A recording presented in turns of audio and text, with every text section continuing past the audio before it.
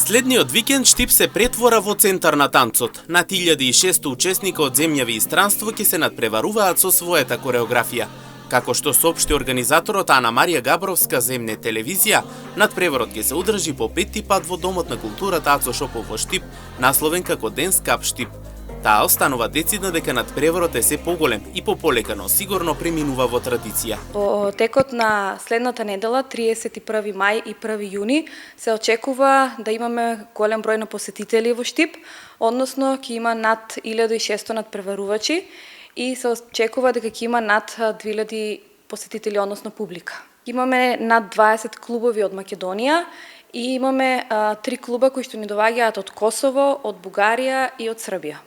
Ова по модерни танци, односно се подразбира перформинг артс, стрит денс, хип-хоп и латино танци. Дека бројката на надпреварот расте, согласна е Габровска. Таа рече дека на почетокот надпреварот почнал со 70 учесника, а сега бројката достигна над 1600. Оваа година го правиме пети пат поред надпреварот.